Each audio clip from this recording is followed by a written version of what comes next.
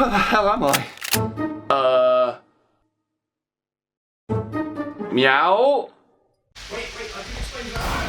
Stop doing that. Wasn't it? Need to go. Stop it. Oh, that was a bit weird. She's a bit rude. I'm very much doubting that I'm going to be invited over hers for afternoon tea anytime soon. Not to mention the years and years I've been spending trapped in a hellish nightmare box dimension. I think I saw someone running around with no head and bombs for arms at one point. So anyway, Tomb Raider Chronicles.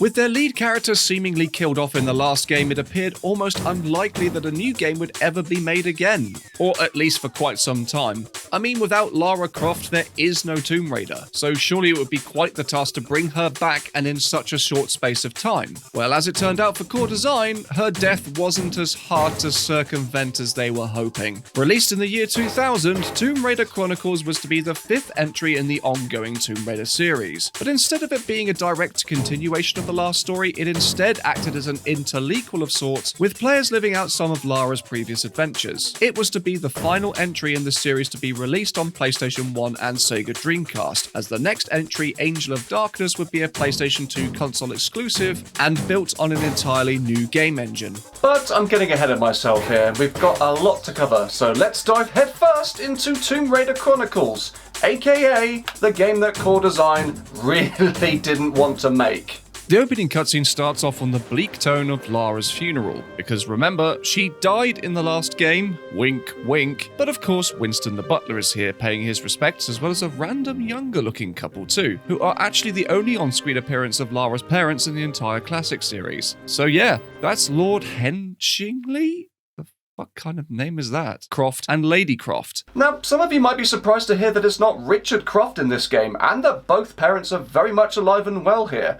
Well, that's because it wasn't until the movie came along about a year later that this all got retconned into the tragic family backstory that we all know and love today, for better or for worse. Moments later, we see Winston get into the back of a car with our first new character of the game being introduced, Father Patrick. The two watch a news broadcast of the memorial on a TV and discuss Von Croy's excavation of the Great Pyramid of Egypt, as well as the possibility of Lara still being alive. There may yet be news from Von Croy in Egypt. Indeed, we can only hope and pray that she may yet return to us. But I fear Von Croy digging in the hopes of discovering her alive may only be met with black reality. Indeed, indeed. But enough about her. What say we head back to the mansion, crack out the family cocaine, get some hookers and have a good old-fashioned knees up. I'm going to wear her bra as a hat. After that, we're greeted again by the same menu screen as Tomb Raider The Last Revelation, and much like that game, the camera swoops around to showcase various environments and scenarios that you'll never get to play yourself in the actual game. Like this instance here, where Lara drops behind an unsuspecting guard, slams him against the wall, and then kicks him into an open furnace to burn him alive. Holy fuck. Is it just me, or is it also a massive cock tease for core design to include a version of Croft Manor in this game, but only limit it to just a few flyby camera shots? Damn, man. Not really much else to talk about here, so let's move on to the first level of the game.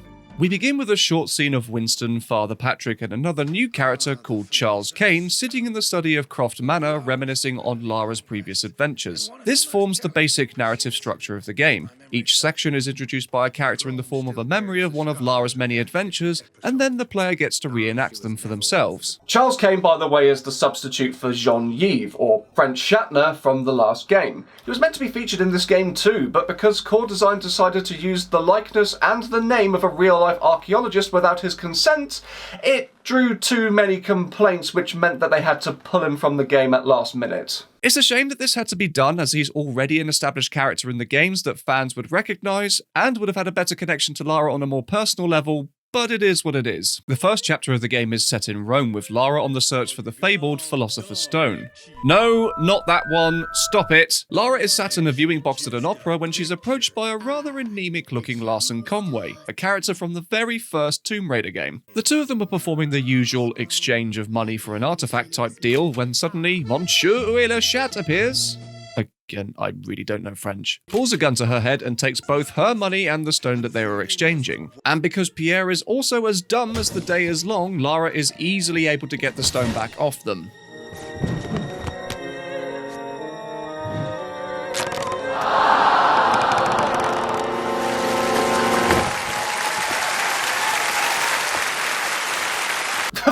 What? It ain't over till the fat lady sings.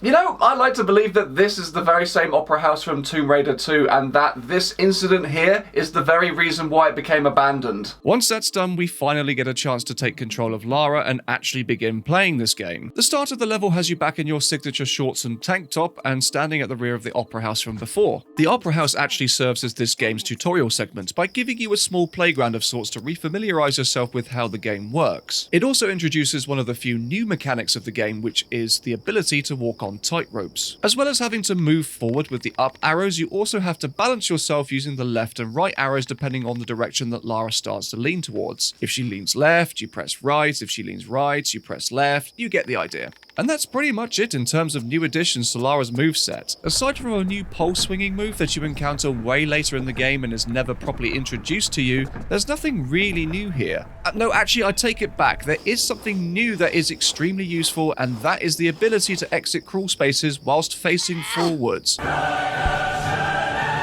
You have no idea how much time I wasted in previous games having to turn Lara around to then back her into an exit like it was a HGV at a fucking loading dock or something. There's also the ability to search through cupboards, drawers, and lockers for stuff now, which again you would never know about unless you still either had the manual or just did what I did and just randomly tried pressing the action button in front of one and then found out that it just did something. Now, in theory, all of these things should combine to make for more creative level design. But as we continue through this game, you'll probably come to realise, like I did, that that's very much not the case. One good thing about this tutorial section is that it's completely optional, meaning that if you're already familiar with the series, you could just walk straight past it and not bother with it at all. All you really get for doing it are a few health and ammo items for your troubles. Oh, and one of the 3 secret collectible items that you can find in each level. Yeah, there are these golden flowers that you can find to unlock extras in the main menu, but sadly all these extras amount to are storyboards for the FMVs, character renders, and concept art for their next game, Angel of Darkness. Which I guess is better than nothing, and at the time the Angel of Darkness stuff would have been exciting to some people, but it kind of sucks that it's not quite as useful of a reward like Tomb Raider 2's dragon statues, which gave you early weapons and ammo caches, or even as cool as unlocking an entirely new level to play by collecting all the secrets like in Tomb Raider 3. But after the tutorial you make your way back to the streets of Rome, and it's here where the rest of the level takes place. You jump in and out of some buildings, shoot some stray dogs who of course attack Lara on sight for no reason, and encounter Larson at a couple of points similar to how you encounter Pierre in the first game. After that, you find 2 keys to unlock the gate to the next area. Here you get a cutscene of Lara approaching the Philosopher's Gate to place the Mercury Stone into.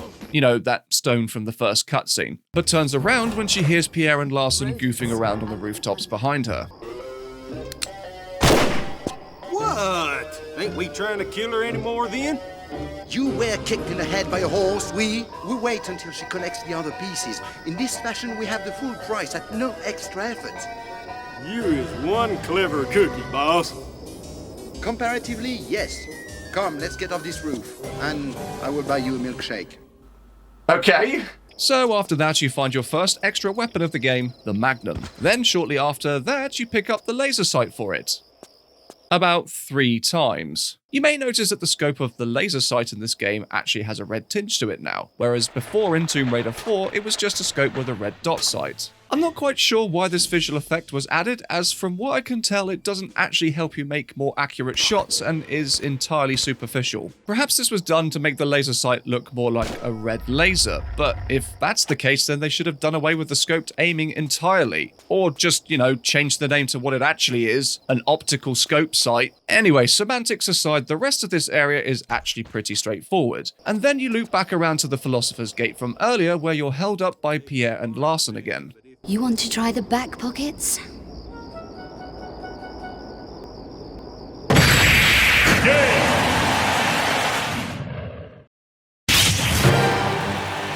You You people need to learn some manners.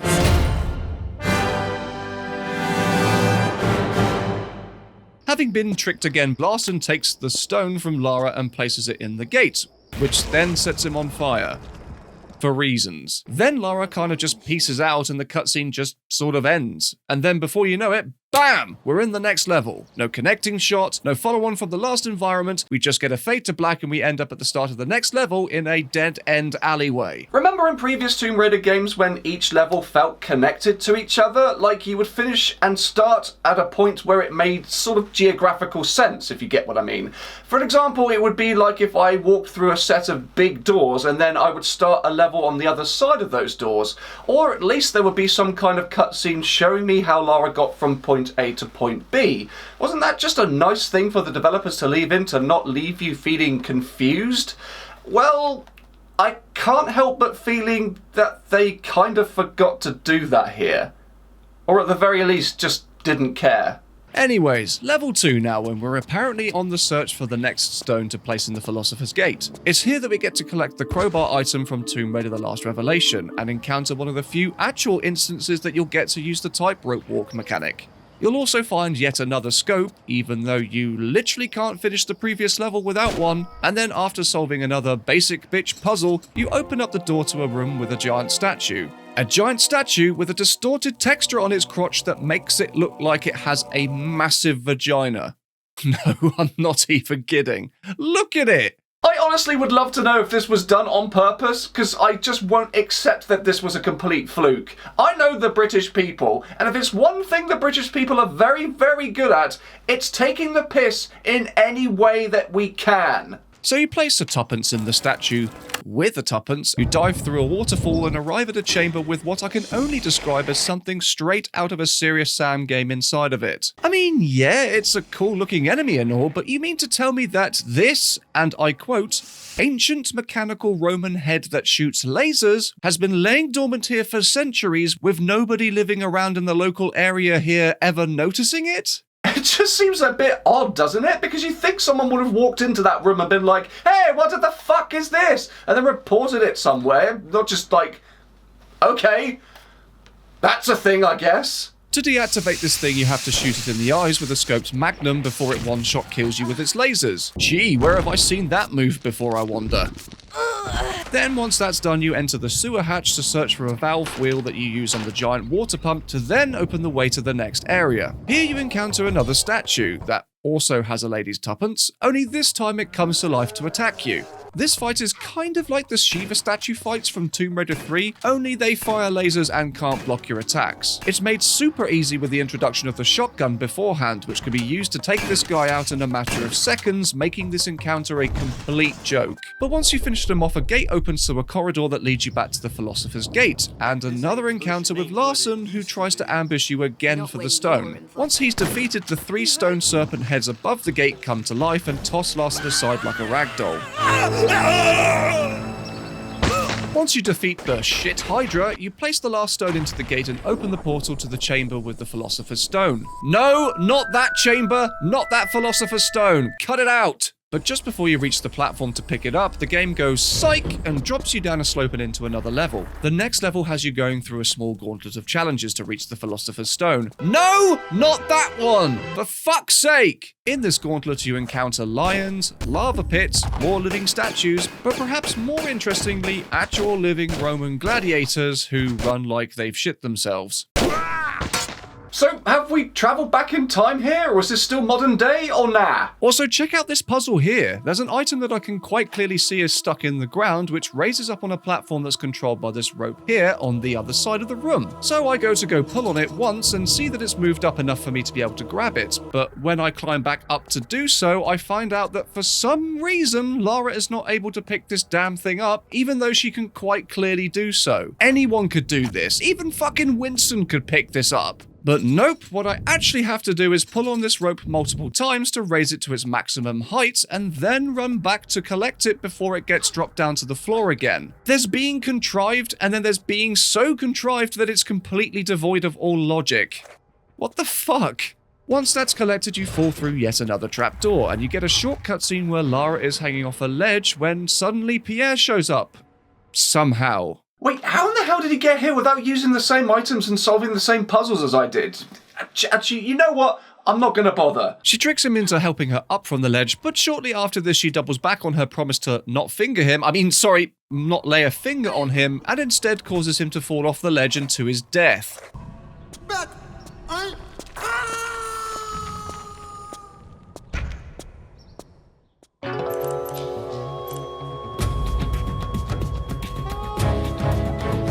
What have you done? You changed the future. You've created a time paradox.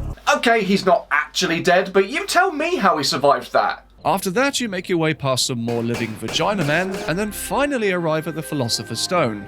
No, you know what? Yes. Fine. Whatever. That one. Shortly after collecting it, we cut back to Croft Manor's study room, where the new character Charles Kane recounts the tale of him and Lara travelling to Russia in search of the fabled Spear of Destiny. Yeah, actually that one. Yeah, no, nice. This chapter is a more urban industrial one, as it has you infiltrating a shipping dockyard, then sneaking aboard a submarine. And there's even a level where you put on a diving suit and swim across the ocean floor. Very briefly. It actually reminds me a lot of the offshore rig and Maria Doria levels from Tomb Raider 2. They both have very similar themes and plot beats. Both have you exploring an industrial complex by the sea, both have sections where your weapons are taken away from you, and the main objective is to retrieve an artifact lost in a shipwreck on the ocean floor. The only real difference between them is obviously the locations, and that these levels are a hell of a lot shorter. And remember earlier when I said that this game has a searching mechanic that the tutorial fails to introduce? Well, I hope you were able to work this out by yourself or kept the manual, because it's pretty much impossible to progress past this without knowing this information. From here on out, key items can be hidden in these searchable areas, with this particular level being a sign of things to come. Forget Mikhailov. I am still an admiral of the Russian Navy, and as such, demand respect. Okay, can we just talk about this guy's face here, because it is the stuff of legends. Just look at this guy. He doesn't even look like he has eyeballs. What the hell is going on with him? His head is about 90% chin and he's putting an Insta-hope out. It's like someone tried to make a HD PS1 Hagrid, but somehow made it worse. Or how about Russian postman Pat over here? A man with a face so cylindrical that if he ever got badly sunburnt, people would start trying to post letters into him. Oh, and let's not forget about his DOS-era Duke Nukem henchman too. Balls. So after searching through more lockers, you find the Desert Eagle from Tomb Raider 3 and use a replacement fuse that you found to power on a generator to move a box so that you can use that to jump aboard the submarine. After beating up one of the Dukes, she sneaks aboard the sub and takes shelter in the cargo hold.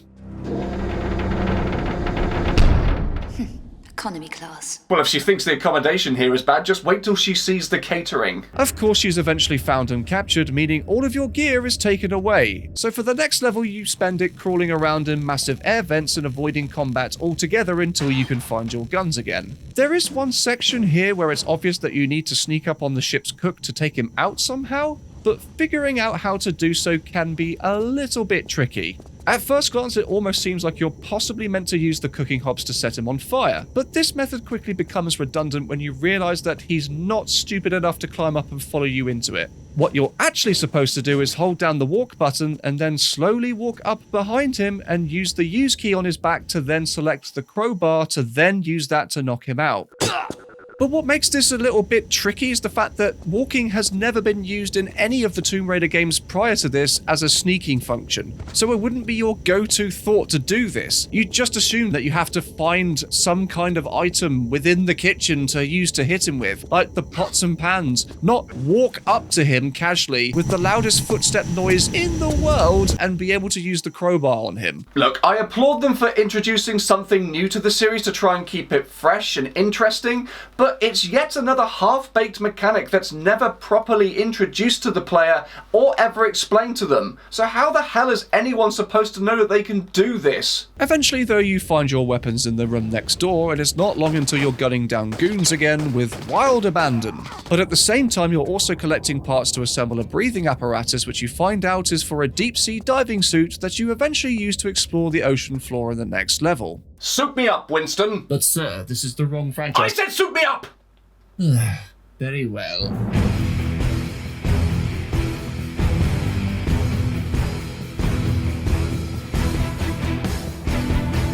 Once you reach the ocean floor, you have free rein to explore your surroundings without that pesky thing called lack of oxygen getting in the way. You don't have any method of attacking in this section, so the only way you can defend yourself is by dropping these flares to draw away enemy missiles from hitting you. Within seconds of starting the level, I'd already stumbled upon the Spear of Destiny like, "Hey girlfriend!" But before I had a chance to think, my air tank gets ruptured and I have to race back to the beginning of the level before I die. It's also a really short level, perhaps the shortest level out of any Tomb Raider game I've ever played, or of all time maybe. And it's a real shame because the environment here and the mechanics that they've introduced are really fascinating and had so much potential to be greater, but it just doesn't have enough time for that to be realised. It's just kind of there and gone. Poof!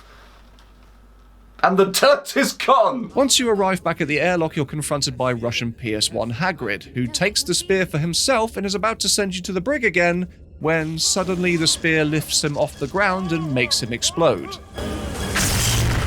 Magic, bitch! So now you have a sinking ship to navigate, and to make things harder, you have electric wires making the water a complete no-go zone.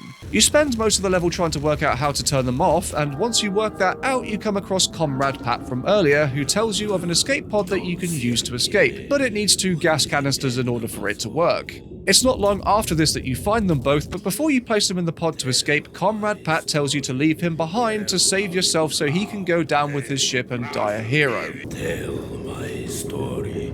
Tell how the proud men of the Russian Navy fought against the enemy from inside and sacrificed their lives for that their country may once again stand proud.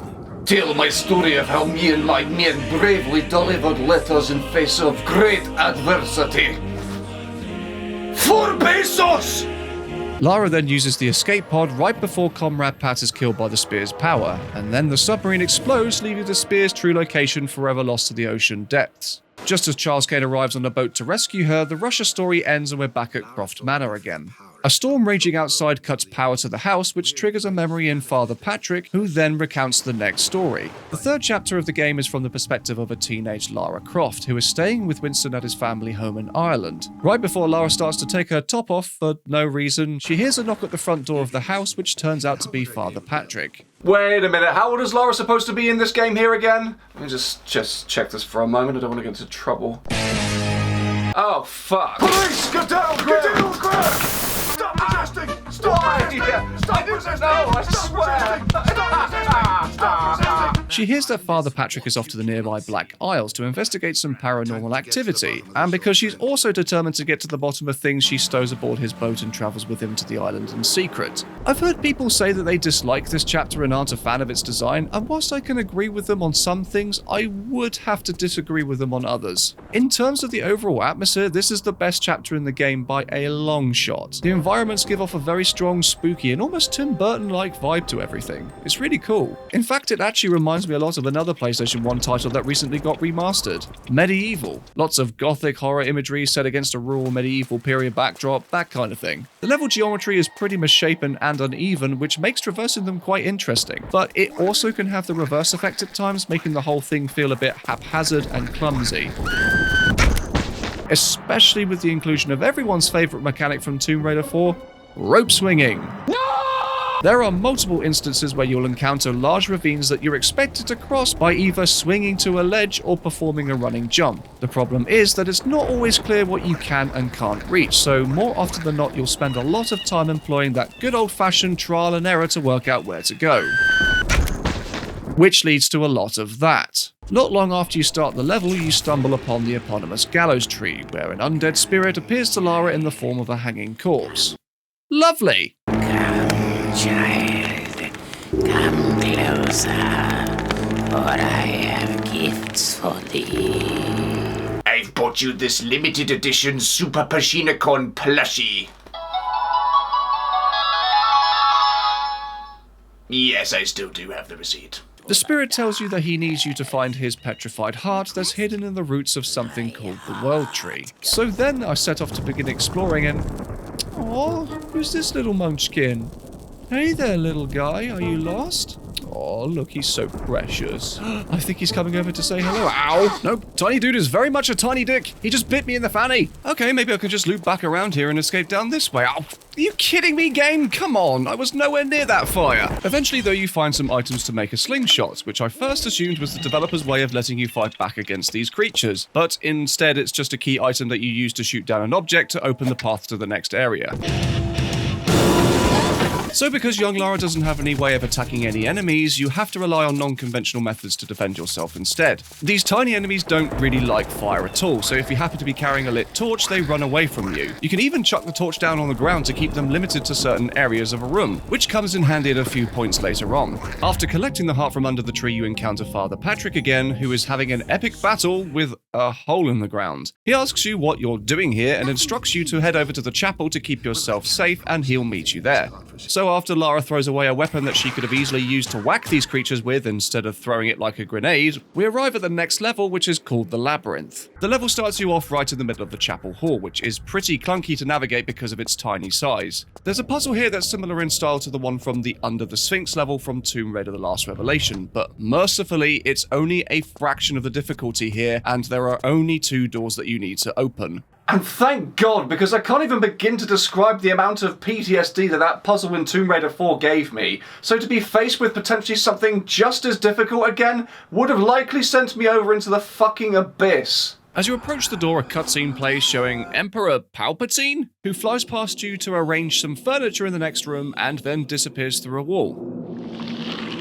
Okay then. Realizing that after all that the door is still locked, you go back to try another combination. Once you find another one that works, a short sequence plays where spooky floaty skeletons suddenly appear and begin swinging swords into your face. The quote-unquote best thing about this puzzle is the fact that these skelly boys don't piss off until you solve the room's puzzle. But good luck trying to dodge those attacks in a room where there's barely enough room to dodge a fart, let alone a sword. Yeah, you're gonna get hit. Once in the side room, you can interact with whatever the hell this thing is.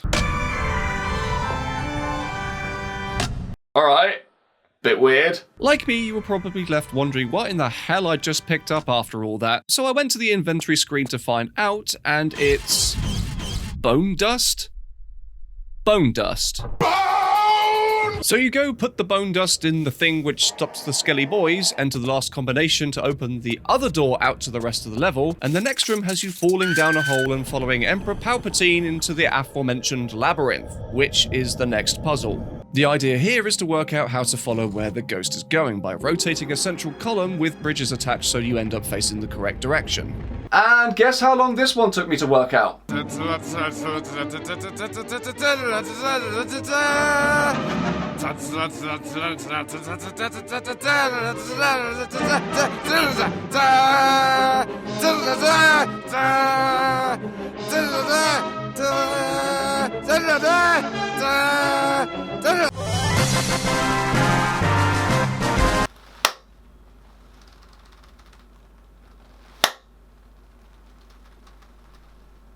Once you've passed that test, you run into a floating ball of light. Again, don't ask questions, just accept, which then leads you out from the rest of the labyrinth. It's not too hard to work out where to go without this thing, in all honesty. The only thing you really need to watch out for are the floor pits and the werewolf that starts chasing you. Again, don't ask. At the end of the level, you slip on a ghost banana peel and encounter Father Patrick again, who for some reason now looks like Billy Idol. The final level of Island has you and Father Patrick splitting up so he can search for a safe place to put you whilst the demons are about. She also mentions that she found a book back in the labyrinth, to which Father Patrick says, "You've been sightseeing in there as well.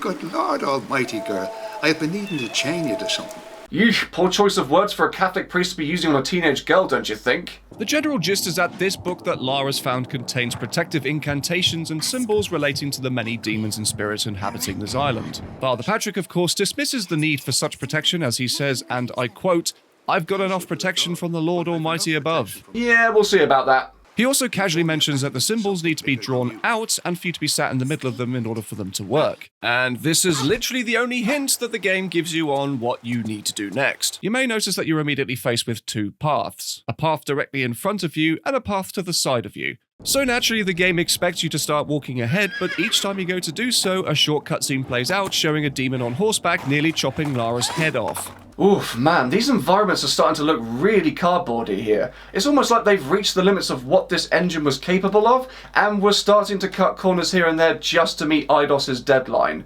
This particular area here could have really done with a bit more depth and presence, but as it stands at the moment, I feel like I'm walking around the set of a pantomime stage instead of an actual location, and it's really taking me out of the experience. It's really disappointing, actually. In fact, this isn't the only instance where the environments from this game look like this, and sometimes much worse. There are multiple points where this game just looks flat out bad. A particular offender in this game are the skyboxes. I have no idea if it's a particular quirk of the PC version I'm playing on, but they just look absolutely horrendous here. Just take a look at this part in the Russia chapter. You can clearly see where the bottom half of the sky ends and the top half begins, and it just looks awful. The first time I saw this, I was in Rome, where I had to climb up a ladder to reach something above, only to be greeted with the sight of what appeared to be a giant wall with a sky texture slapped over the front of it. I'd actually say that at times this game has some of the most dated visuals in the entire classic series, way more than Tomb Raider 1. And that game came out 4 years prior to this one. Do you want to know the best way to break someone's immersion? Do something that reminds them of the reality that they are partaking in a work of fiction that's purpose-built for their own personal enjoyment. It would be like me telling you that I am not talking to you directly, yes, you, but I'm in fact sat alone in the spare room of my house, in front of my camera, whilst my wife is at work, with some lighting equipment pointed straight at me, in front of my computer that I use to edit these videos and upload them to YouTube, as well as do it for my streams, and it's taken me about 27 takes to get this particular line done. You know that, and I know that, but as soon as I tell you these things, it kind of breaks the immersion and sort of ruins the illusion a bit, doesn't it? Anyway, where was I? Ah yes, I was talking about Nearly Headless Nick over here, wasn't I? So yeah, it turns out you can't go this way because if you do, this guy on the horse slides in and nearly decapitates you and almost strangles you to death. For some reason you can do this as many times as you want, and each time he will let you go no matter what. It's kind of funny that he's just appearing so threatening of a character, but then just decides each time you try to do the same thing to just let you go. Surely there'd be a mechanic in there somewhere where if you do this too many times, he just gets sick and tired of you trying to do the same thing and just kills you. You know, having it as a teachable moment to not fuck up multiple times. But no, it's just too much of a safety net. He just kind of grabs you and goes, oh, this person again. Yeah, there you go. You can just carry on with the rest of the level now. So instead you head over to the left and explore the rest of the level. Eventually I did actually stumble upon something, and that was a small cave somewhere where you jimmy out a large lump of chalk using a part of a fence post that you broke off to use as a crowbar.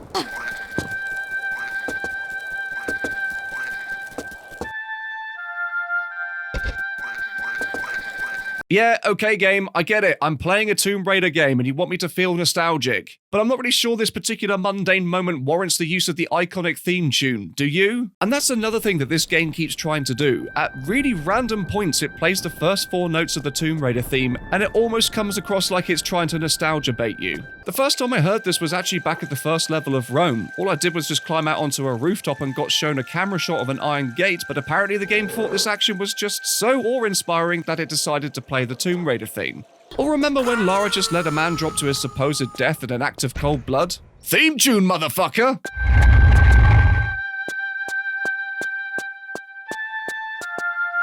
And then poof, it's just gone until it randomly crops up again here to accompany the act of Lara removing a random bit of chalk from a wall.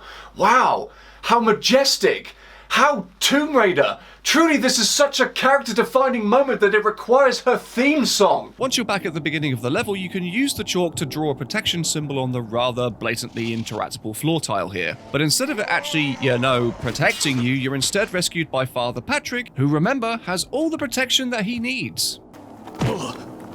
Jesus, bitch! The demon on the horse is called Verdalit, who was imprisoned back here in the 13th century by a pox-ridden abbot who trapped him in a barn surrounded by running water, which demons can't cross. Wait, so hang on a second. So he's not allowed to cross water, but he was earlier able to attack me from a place that's beyond the location that he says he's trapped in with no problem whatsoever.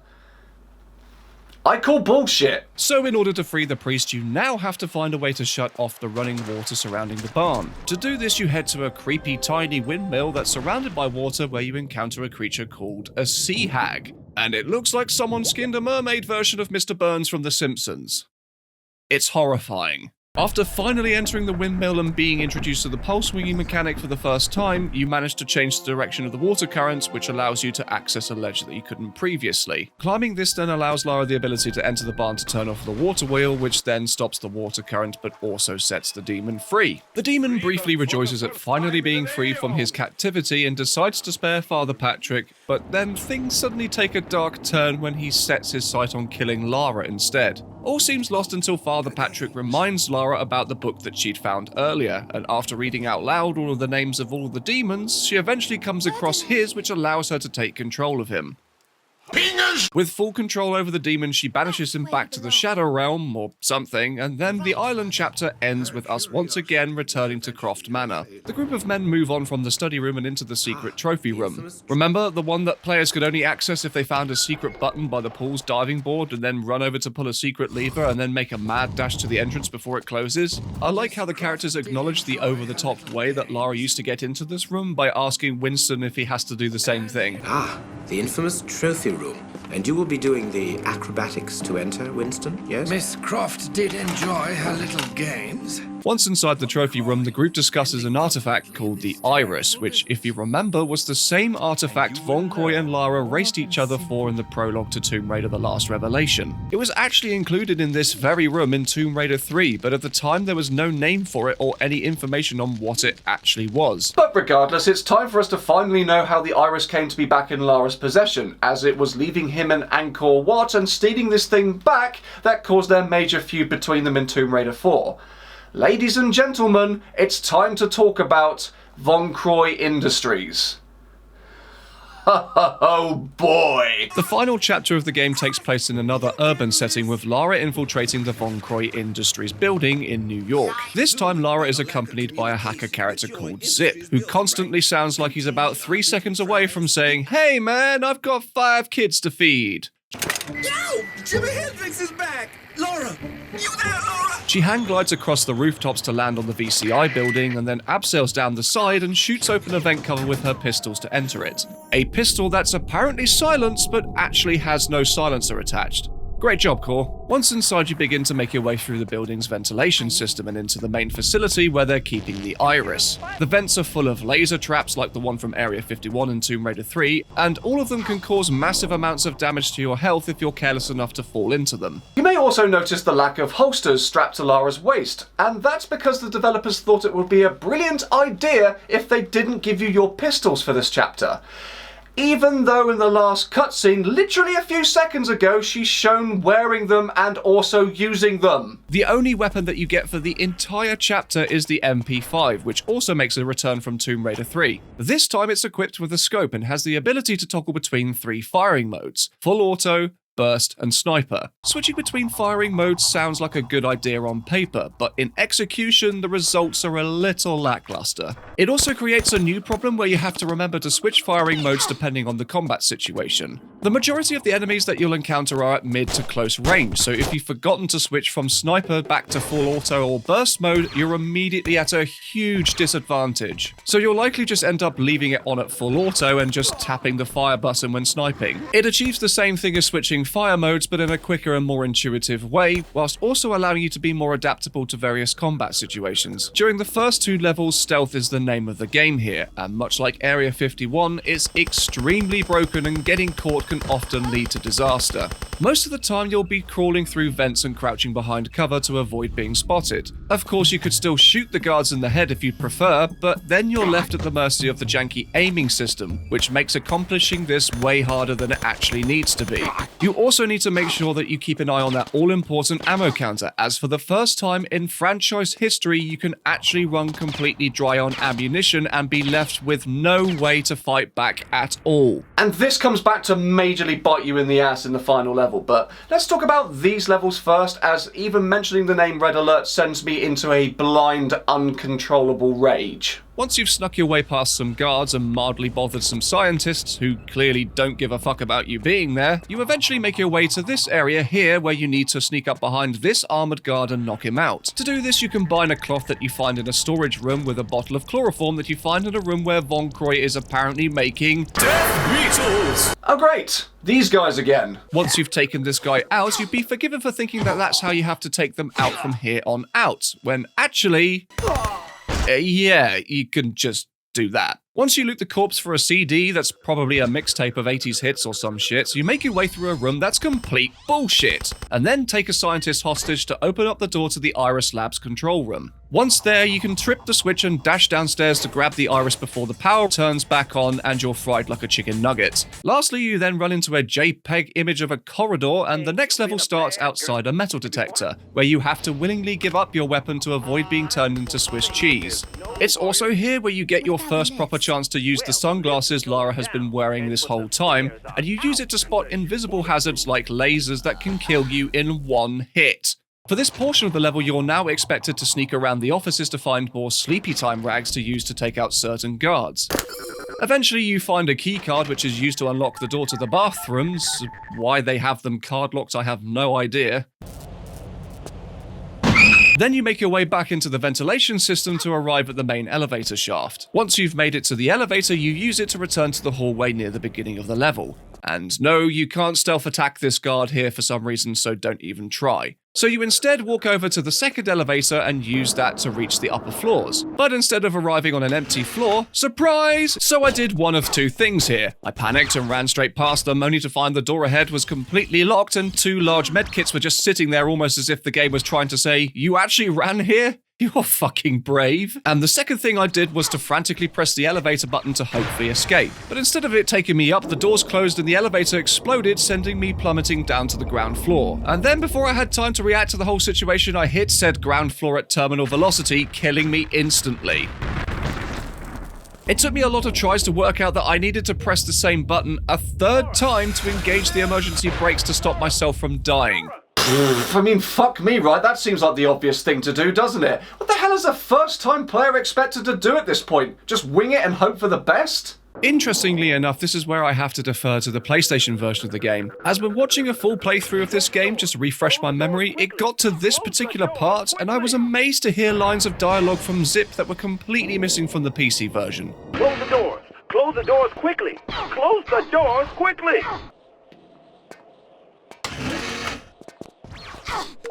Once you get past that, you make your way back up the shaft using more swingy acrobatic thingies. Oh, come on! Then after dodging a sniper, which is nowhere to be seen at all, so where the fuck is he shooting from, and slowly navigating a room with a motion-sensing gun turret, you eventually arrive in a lab chamber with a room that gives me severe Ultima 8 pagan flashbacks. But eventually, after taking many explosives to the face and then afterwards finding out that there's a way to see inside the chest safely, shut up, I find a teleporter disc?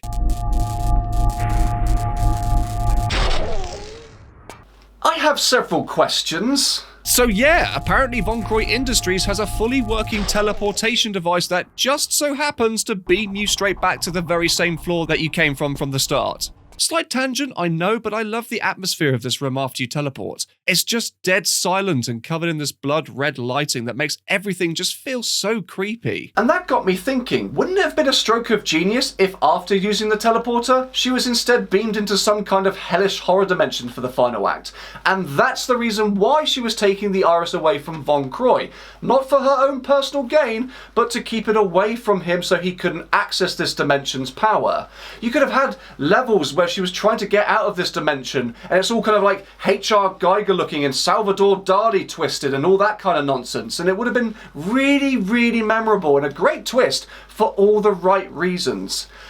Unfortunately, what we got instead for the final act of this game is memorable for all the wrong reasons. Before the level starts, we see a security guard enter Von Croy's office, where he and an associate who looks like a human scrotum spot Lara on one of the many, many security monitors that they have. Lara Croft. Ah, your past once more comes back to haunt you then. Oh, whoops, sorry, I must have pressed something to skip the cutscene accidentally, so let me just go back and we'll watch that again. Ah, your past once more comes back to haunt you then. Wait, that's actually how the cutscene's supposed to end? What the hell? You must be joking, right? It's like half of it is missing. I have always been able to maintain a balance when viewing any of these games through a critical lens, and no matter how bad a level got, I always managed to find a positive. But Red Alert is the most frustrating, broken, unfair, and dare I say, unfinished feeling levels I have ever played in the series to date. And possibly of any game I've ever played full stop. So here we are, the final level of Tomb Raider Chronicles and of all the PlayStation 1 era Tomb Raider games, Red Alert. And I apologise in advance to anyone who may like this level because I am really not going to be kind to it at all. Once again, we've gained back control and we see a helicopter blow up the lower part of the stairwell, so we're forced to make our way up instead of down. As we progress, more and more of the building gets destroyed, making it more difficult to climb up, and eventually you reach a dead end with your only means of continuing being crawling through another vent shaft. On the other side is a room where you have to work out how to get past these laser fences. I saw that much like the ones from Metal Gear Solid, they were moving up and down in a random sequence, so naturally I figured it was just a case of me crawling under them when they went up to avoid them. But nope. What you're actually supposed to do is to move past them when and only when they fade out of view, which means the up and down movement they perform is a complete red herring. Once past that, you stumble into an armory where there's some ammo for your MP5 and collect the game's first and only brand new weapon, the grapple gun. Then once you take care of the guards, you head back to the stairs again and use the grapple gun to fire a rope into the ceiling, then use that to swing through a hole in the wall and into the rest of the level. Now I hope when you reach this point yourself you were careful enough not to waste any ammo, because if you went through this point of no return without any at all like I did and expected to easily find more later, oh boy my friend, you would have monumentally fucked yourself up. Yes, foolishly, I threw caution to the wind here and decided to carry on past this very clear point of no return when I had no medkits and 0 bullets left for my only weapon. And apparently the developers didn't consider that people might indeed need ammunition and health for this next section, where you're expected to tank damage from a gun turret, run past a guard into an elevator, and then take out 2 guards that abseil down on ropes that you need to use in order to reach the rest of the level. Then once you're past that, you swing up to a vent shaft where a guard instantly starts shooting you the moment you press the action button to open the door. So for the first time ever, I couldn't finish a level in a Tomb Raider game, and because of my own stupidity, I didn't have a save file from earlier that I could fall back on. So to stop myself from restarting the entire level and losing a lot more progress, I decided to do the only thing that I could think of doing. Hack the game to give myself more ammo and medkits. Yes, I used a community tool to edit the ammo and medkit values of my PC save file, and I'm not proud of this, but desperate times called for desperate measures. If I had been recording this on any of the console ports, I would have also been double fucked because there would have been nothing I could do except restart the entire level. So eventually I made it past this section and arrived at the final part of the game thinking that all of my problems were long behind me. Oh, how wrong I was! Your next task is to collect 2 pieces of a special keycard in order to open this door from the abseiling room and finish the level. These pieces are being carried by super tough cyborg enemies that look like Rude from Final Fantasy VII's The Turks that can only be killed by using the environment to do so. The problem is that you won't know that you can't kill them via normal methods until you've wasted about half, if not all of your ammunition on them. This particular guy requires you to shoot off his arm and then electrocute him by flooding the room with water. But no matter how many times I tried, I just couldn't get the game to let me do this. He'd either walk around it or he'd stick himself in the back of the room and keep shooting at me. And I didn't know that I needed to actually kill him to get an item that was very important to finishing the level off of him to be able to actually complete the game. So I decided to do the only thing that I thought I could do, which was completely ignore him and continue on regardless. But that was a mistake! So I climbed back the way I came in and I noticed that the laser gate blocking the way forward had disappeared. So I began to run forward, only to get yet another encounter with the helicopter again that started to relentlessly attack me. So it's now a mad dash to the end of the hall, but here's where I encountered my first of many bugs in this level. You see the yellow gas tanks on the floor? Well, the helicopter shoots them and it creates a massive pit that you have to jump over on the way back. The problem is that when I came to do this section, the pits were already there and the gas tanks were still intact, which won't seem like it would be a big problem for most people, but if, like me, your health was hanging by a thread, this makes this section a whole different story. Mercifully, if you fall into one of the pits, you can find a secret health kit in one of the vent shafts, but it also leaves you completely at the mercy of the helicopter because you're crouched with no way to avoid its attacks. By some miracle, I managed to actually make it out from here into the other side, but then I had to run across a room with a massive window where the gunship could easily broadside me right in the face with its bullets, then make it behind this bar to press the button to open the door to escape. But of course this malfunctioned, and instead I had to run all the way back to where I'd just come from. During all this, I got ambushed by another member of the Turks who started chasing me down and also started shooting at me. So not only did I have a full-blown gunship attacking me, but I also had an invincible cyborg who looks like every nightclub bouncer who's ever existed chasing and shooting me too. Great. There's just so much to process here, it's insane. You've got a helicopter gunship that's attacking you, pits to jump over, fire hazards to avoid, health and ammo to conserve and maintain, as well as avoiding attacks from an invincible enemy that you can't kill, but still have to find some way to actually kill him. Bloody hell. Well, so good job then that this is one of the most robust entries to the series with no game-breaking bugs in it whatsoever that you could never ever hope to anticipate and leave you with legitimately no way of ever completing this game.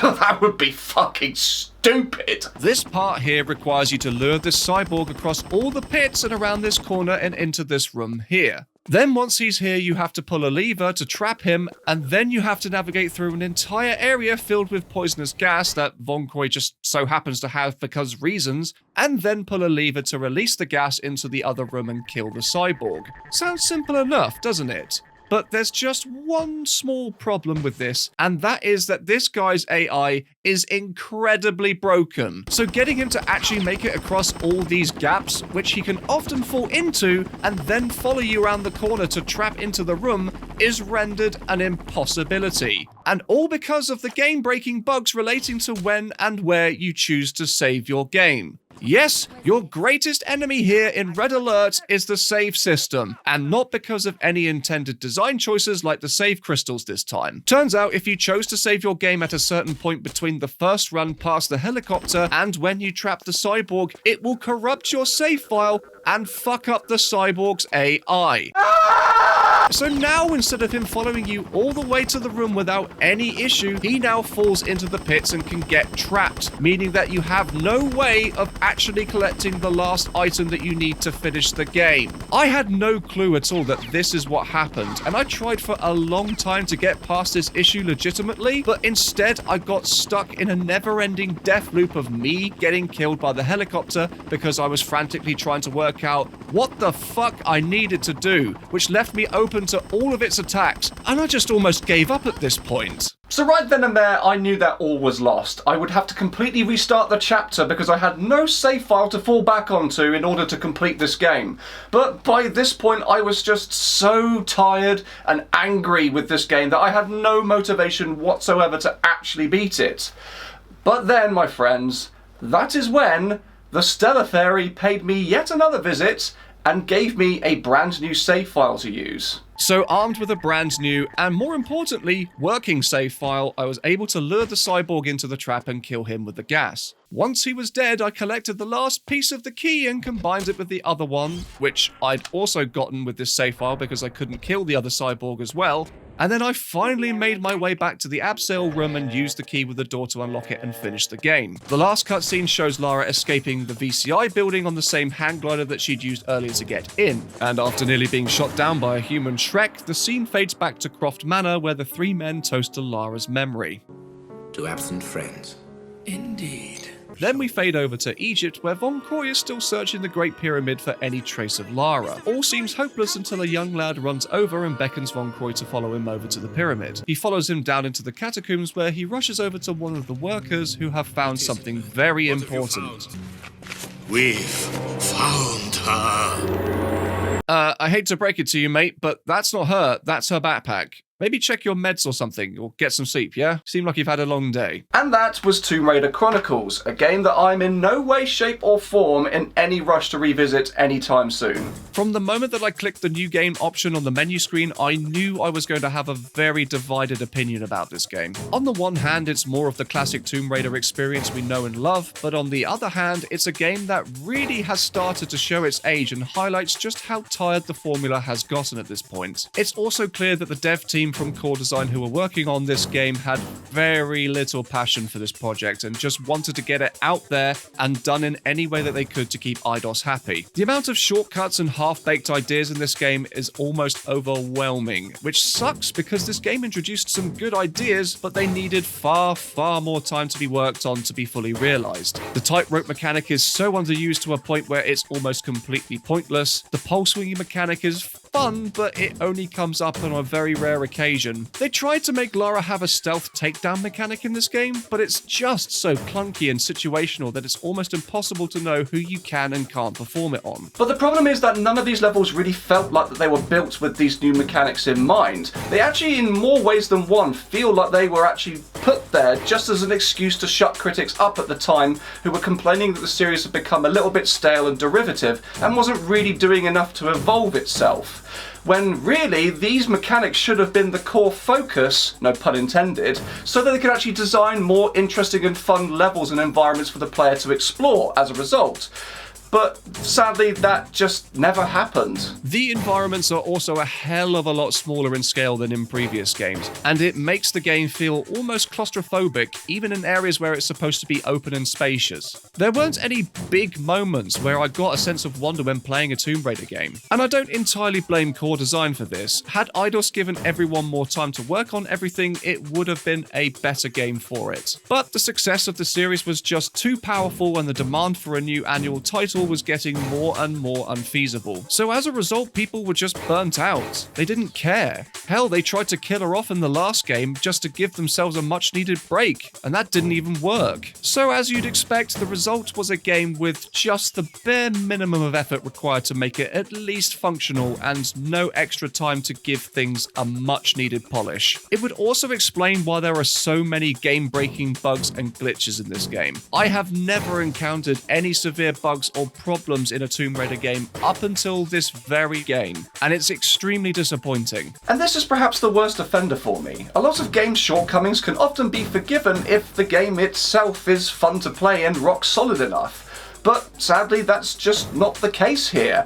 And with my already dwindling enjoyment, the last two levels just completely killed it, meaning that it tainted my whole experience, and as a result, I doubt I'll ever revisit this game ever again, or at least no time soon. And that's a real shame. Right, well, I don't know about you, but having been cooped up in a box dimension and being in this room and in this chair for so long means I think I need to stretch my legs a bit. I might just pop over to the lounge and just catch up with what's going on in the news. So, I've been Steve, and you've been awesome. I'll catch you on the next one. Oh, that is better. I have my couch, I have my lounge, I have my cat, and I have my remote. What's going on in the world?